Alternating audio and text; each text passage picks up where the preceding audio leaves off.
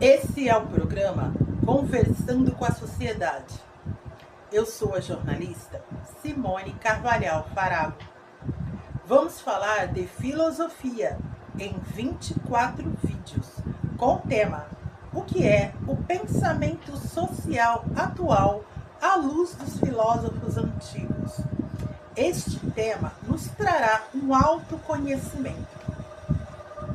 Estamos aqui e continuamos a nossa jornada com o médico psiquiatra, historiador com mestrado em antropologia e com licenciatura plena de filosofia, Helder Farago, aonde a filosofia será o foco deste estudo, embora ele use de todas as matérias para entendimento deste foco. Falaremos do que esse século de Nietzsche nos afeta hoje, vídeo 2. Primeiramente, vamos falar um pouco mais da história de Nietzsche. Bem, o pai de Nietzsche era pastor luterano da cidade onde ele vivia. Assim, ele teve um acesso na época a meios culturais muito bons, tanto no ensino como no ambiente familiar. Nietzsche era evangélico e, assim como Lutero, era estudioso de interpretações bíblicas, por exemplo, a hermenêutica. Acontece que, para quem era pastor e Nietzsche pretendia ser, o Evangelho, o Novo Testamento, na Alemanha, era também escrito em grego, porque era no original, escrito no tempo dos apóstolos de Jesus. Foi assim que ele teve acesso a muitas obras gregas filosóficas, ajudando-o na hermenêutica, na interpretação da Bíblia. Nietzsche, quando jovem, já queria pregar a sabedoria e não esperou ser pastor, partindo para a filosofia. Assim, quando seu pai morreu, desistiu da carreira de pastor. Depois eu corto. Eu quero falar sem óculos. Quando chamaram Nietzsche para assumir a cadeira na Faculdade de Filologia? Com 24 anos, ingressou na Faculdade de Basileia, na Suíça, como professor de filologia clássica, que é o estudo de línguas antigas. Recebendo altos salários, também recebeu muitos prêmios. Permaneceu na faculdade por 10 anos, até se aposentar por problemas de saúde. Também recebeu um doutorado honorário da Universidade de Leipzig. Assim, Nietzsche questionava profundamente rumos do pensamento filosófico vigente, bem como do mundo ocidental. Durante a adolescência, então, criticou as doutrinas da Igreja Evangélica, a qual ele chamava de moral. Em sua obra, O Anticristo, você pode ler. Vamos falar agora da obra de Nietzsche, Além do Bem e do Mal. E vamos criticar sobre Helder Farago com base sobre o que os filósofos disseram antes, para entender o que sobrou para os dias de hoje. Nietzsche fala aqui no texto dessa obra, na primeira parte, que trata sobre o preconceito dos filósofos, que a verdade traz problemas. Mas não valeria a pena? Bem, Agostinho dizia que buscar a verdade, que é Deus, nos faz felizes. Então, vale a pena, porque todos querem ser felizes. Haja vista que todos buscam a felicidade, que está na verdade, então vale a pena. Nietzsche diz nessa obra que metafísicos, a partir da crença da verdade, esforçam-se em alcançar um saber. Criam a coisa que será batizada de verdade. Mas Agostinho dizia que a verdade é Deus e não pode ser criada. Já existe e é eterna. Por isso já existe antes de nós. Assim, os filósofos vão descobrindo que já existe verdades e não as criam. Podem errar ou acertar e cabe a nós filtrarmos através de nossos juízos e experiências. Assim, os filósofos vão descobrindo o que já existe, verdades, e não as criam. Podem errar ou acertar e cabe a nós filtrarmos através de nosso juízo e experiências. Sobre os estoicos, Nietzsche diz como se enganam aqueles que querem viver de acordo com a natureza. Por quê? Bem, diz que eles imaginam um ser moldado pela natureza, prodigiosos à sua imagem, infinitamente indiferente, carente de intenções e vislumbres de piedade e justiça, fecundo, estéril e incerto ao mesmo tempo. Porém, imagina também o que significa a própria indiferença convertida em poder. Poderíeis viver de acordo com essa indiferença? Nietzsche diz que em toda a Europa é atacado o problema do mundo real e do mundo aparente. Os que não somente ouvem a repetida canção da vontade do verdadeiro. Só que para eles a verdade é vã ilusão e o contrário, a mentira, incerta realidade. Não seria correto dizer que a verdade é que é certa realidade? Seria. Nietzsche fala que Kant orgulhava-se de ter descoberto no homem uma nova faculdade de formular princípios sintéticos a priori, que são as noções de espaço-tempo desde que se nasce. E com isso, o desenvolvimento e florescimento rápido da filosofia alemã deixam de ser frutos desse orgulho que incitou os jovens pensadores a descobrirem algum outro motivo de orgulho, ou pelo menos algumas novas faculdades. O que acontece é que Nietzsche criticava todos os outros filósofos e suas virtudes, com verdades que foram instituídas na humanidade, para pôr no lugar a noção do que ele dizia. Ele tinha uma sede de poder. Mesmo criticando, através dessa obra, além do bem e do mal, podemos conhecer um pouco da história dos outros filósofos.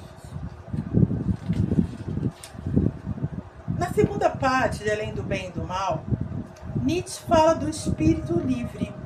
O que ele fala sobre isso?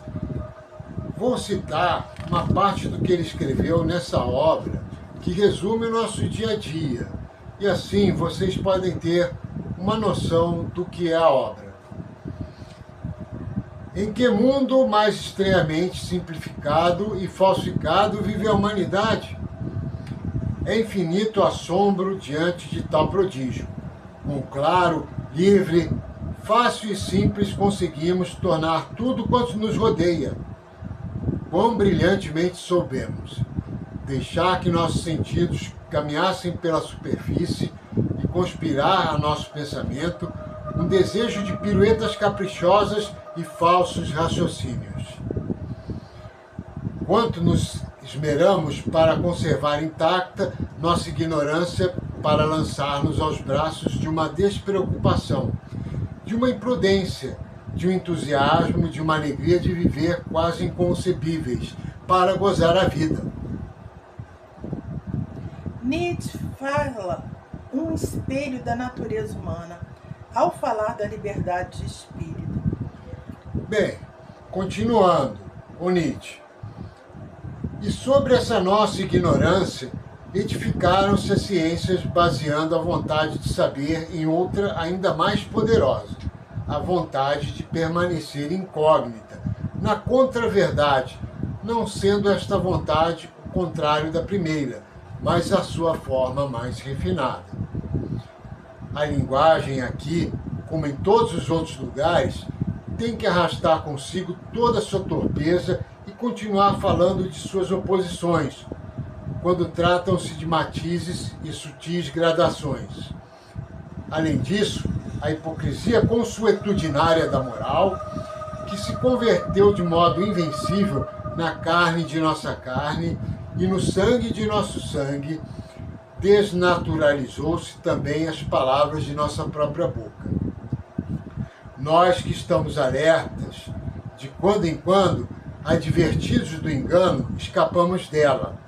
E rimos de ver que a melhor das ciências continua sendo a que melhor pretende deter-nos neste mundo simplificado, absolutamente artificial, alienado e falsificado para o nosso uso. Porque essa ciência também, apesar dela mesma, ama o erro, uma vez que, por ser vivente, ama a vida. A vida é uma essência que vem de Deus ou de algo positivo para os céticos.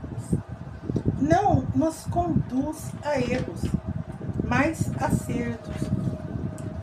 Mas nós podemos errar. Quem ama a vida procura acertar, pois os erros têm más consequências, disse Aristóteles, como falamos no programa 2.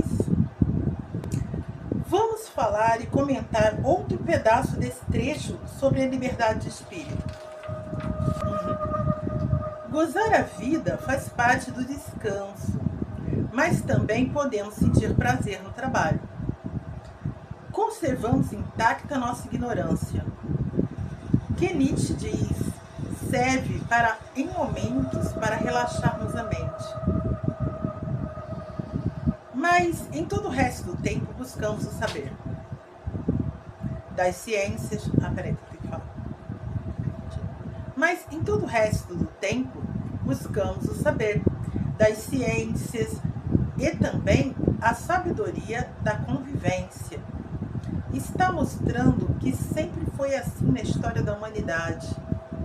Nossa época difere muitos pontos do pensamento de Nietzsche. Tudo, Nietzsche critica a alegria fútil, sem utilidade ou infundada. Vamos falar e comentar outro pedaço desse trecho sobre liberdade de espírito. Nietzsche, guardai-vos inclusive do martírio do amor à verdade. Dissemos que a verdade vale a pena e pagar o seu preço, porque assim alcançamos a felicidade. Se é feliz, em paz com Deus, como disse Agostinho. Tem que repetir, peraí. Mais à frente. Dissemos que a verdade vale a pena. Última vez. Dissemos que a verdade vale a pena e pagar o seu preço, porque assim alcançamos a felicidade. Se é feliz, em paz com Deus, como disse Agostinho. Então o amor à verdade nos faz feliz.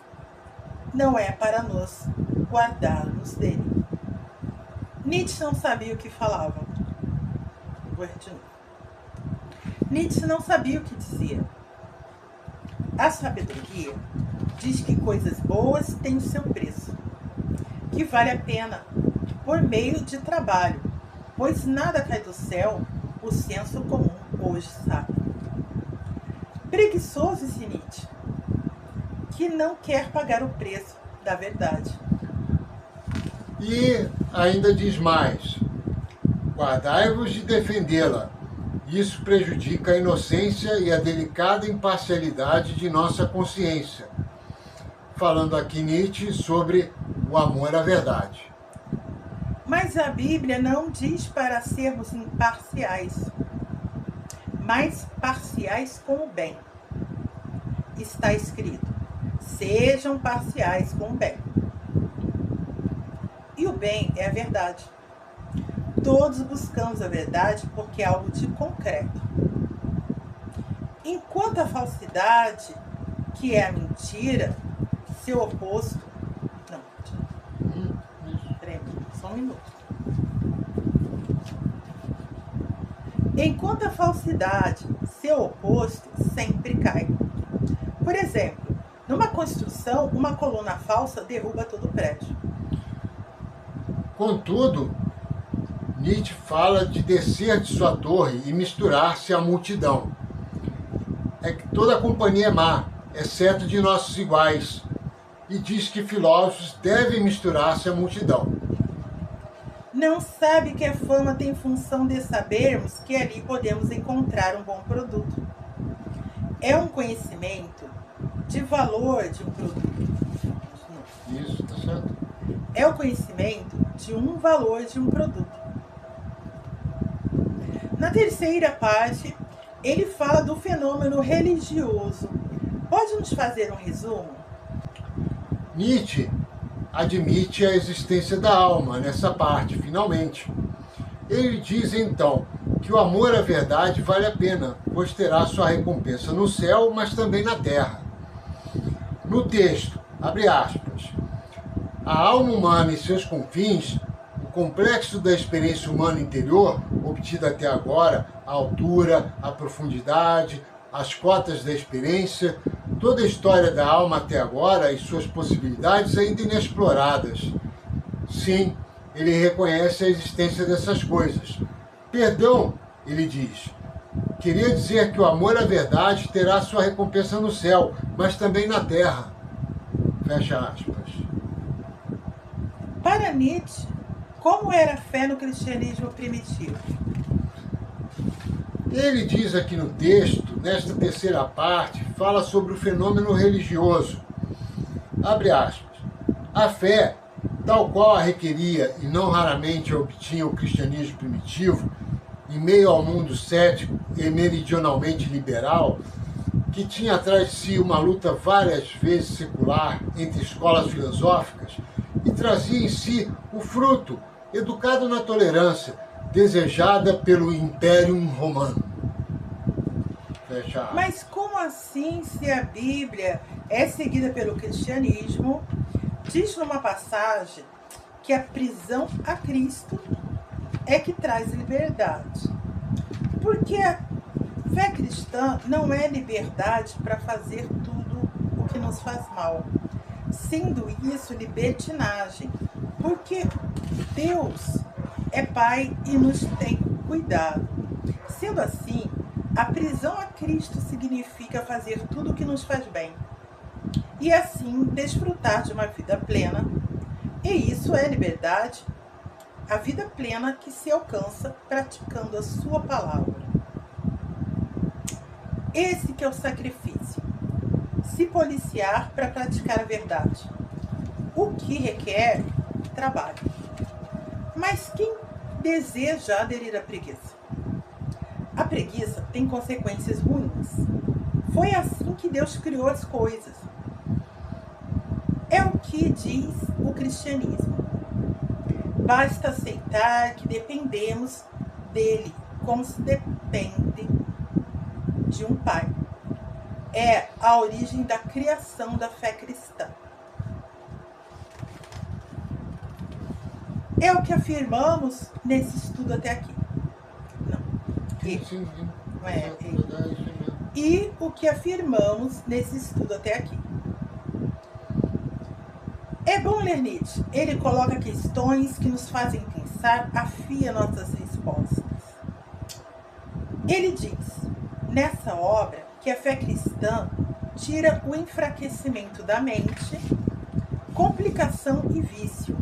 E que isso é um absurdo, simplificando o que está no texto. Com Nietzsche. Então, o Oriente se vinga de Roma e de sua tolerância aristocrática e frívola, do catolicismo romano, pois prometia uma revolução total de todos os valores antigos. Onde quer que tenha se manifestado a neurose religiosa, encontramo-la vinculada a 3 perigosas restrições: solidão, jejum e castidade. Devemos lembrar que Aristóteles dizia o ser humano é gregário, e foi base para Agostinho, que era padre. As ideias desse filósofo grego. O que se entende, então? Entende-se que quando Aristóteles diz que quem escolhe a verdade,